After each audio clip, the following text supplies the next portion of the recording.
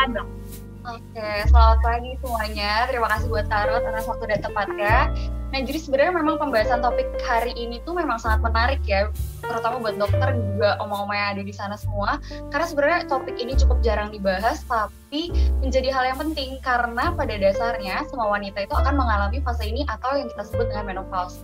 Nah, buat mengawalinya, gimana kalau kita kasih pertanyaan pertama ke dokter Diana nih, selaku spesialis obstetrik dan ginekologi kita. Boleh nggak sih dok, dijelasin dulu secara singkat, sebenarnya menopause itu apa dok? Oke, thank you Tanya dan thank you juga Ruth untuk perkenalannya. Selamat pagi Bapak Ibu. Senang bisa ketemu walaupun mungkin secara online ya. Kalau kita bicara menopause itu sebetulnya kondisi setelah 1 tahun berhenti menstruasi. Jadi selama kita sejak mulai pubertas itu kan perempuan mengalami menstruasi, kemudian setiap bulannya menstruasi, berhenti kalau lagi hamil, lagi menyusui, atau mungkin pakai KB, atau pada kondisi tertentu. Nah, kemudian nanti lama-lama akan berhenti, dan setelah 1 tahun atau 12 bulan berhenti menstruasi, barulah kita sebut menopause. Nah, proses ini sebetulnya disebabkan karena indung telur udah habis cadangan telurnya.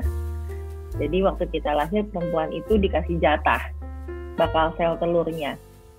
Beda sama laki-laki, kalau sperma laki-laki itu selalu baru diproduksi. Sedangkan kalau perempuan itu memang udah ada jatahnya waktu lahir. Nah, setiap bulan kita menstruasi, otak itu mengirimkan sinyal yang berupa hormon. Nah, kemudian hormon ini memicu perkembangan bakal sel telur. Bakal sel telur ini akan menghasilkan hormon estrogen, kemudian nanti menjadi sel telur yang matang untuk siap untuk dibuahi.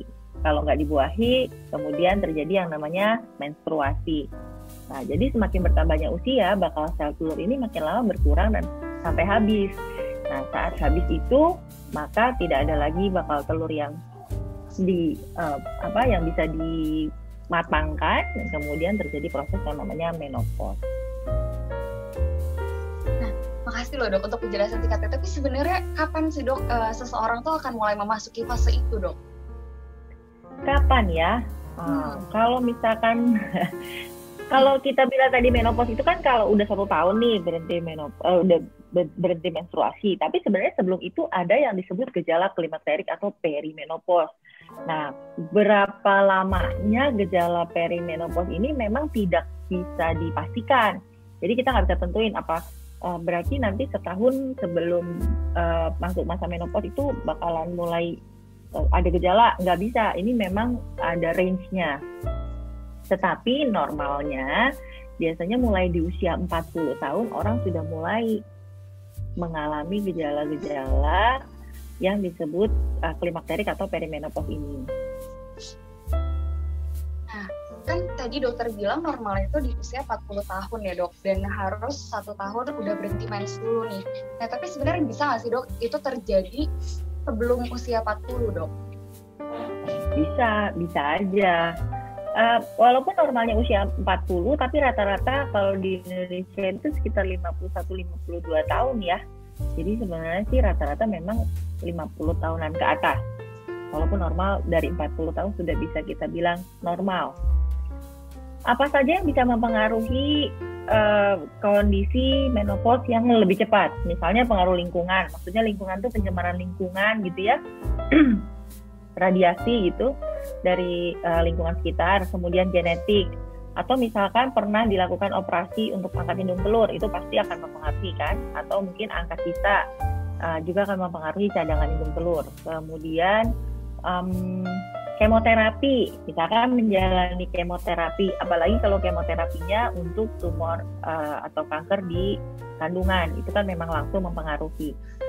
Kemoterapi tempat lain pun bisa jadi mempengaruhi kualitas indung telurnya, atau radiasi misalnya kena kanker serviks atau kena kanker rahim, itu kan juga dilakukan radiasi dan kena ke area indung telur juga. Nah, itu bisa juga.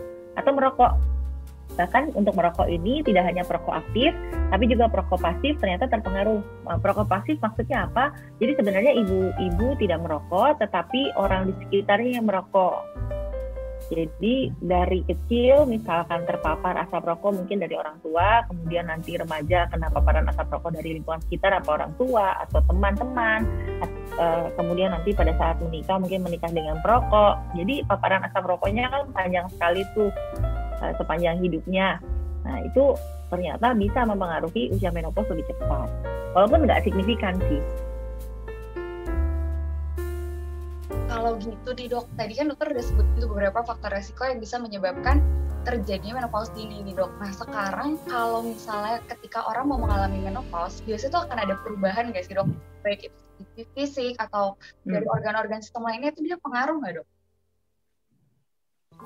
Iya, jadi tadi kan udah disebutkan namanya klimakterik atau gejala perimenopause. Yang mungkin bisa kelihatan adalah siklus haid ya, karena kalau misalkan perempuan itu kan sudah sepanjang hidupnya mengalami menstruasi, biasanya ngeh ya kalau misalkan menstruasinya kok jadi terganggu. Terutama terganggunya ini bukan lebih banyak ya, sering ibu-ibu berpikir saya kok haidnya lebih banyak mungkin lagi mau menopause. Sebenarnya bukan, tapi bayangkan seperti kita pakai kompor gas, terus kalau gasnya udah mau habis gitu kan, biasanya apinya kadang nyala kadang enggak. Nah begitulah yang terjadi pada siklus menstruasi sebetulnya. Jadi nanti itu akan berkurang, makin lama makin jarang. Terus kemudian haidnya makin lama makin sedikit. Nah itu bisa terlihat yang pertama. Yang kedua, biasanya sudah mulai ada hot flashes. Hot flashes itu jadi rasa panas pas di muka, dan padahal kita nggak kena sinar matahari, tapi rasanya kayak kebakar sinar matahari gitu. Hot flashes tuh. Jadi sebenarnya kita lagi di dalam ruangan, nggak lagi ngapa-ngapain, tapi kok rasanya kayak panas banget. Nah itu hot flashes atau semburat panas. Nah kemudian bisa juga ada gangguan mood. Jadi kalau misalkan ibu-ibu suka merasakan adanya kalau mau mens itu suka senggol bacok gitu ya. Nah ini bisa lebih parah nih kalau misalkan lagi perimenopause ini, jadi lebih gampang ngambek, kemudian sedikit-sedikit emosian gitu. Kemudian ada lagi gejala-gejala seperti sakit kepala, nyeri-nyeri sendi. Nanti mungkin akan dibahas sama dokter Mirna ya, tentang nyeri sendi, sakit kepala, kemudian nanti sama dokter Camilla bisa. Pertambahan berat badan, terus ada gejala juga di saluran kencing, masalah kulit juga, kulit lebih kering. Nah, kemudian yang biasanya suka ditakutkan ibu-ibu, ditakutkan bapak-bapak, adalah gangguan seksual. Jadi vagina jadi lebih kering, libidonya menurun, kemudian nanti kalau berhubungan seksual jadi sakit. Ini ditakutkan oleh dua-duanya biasanya ya.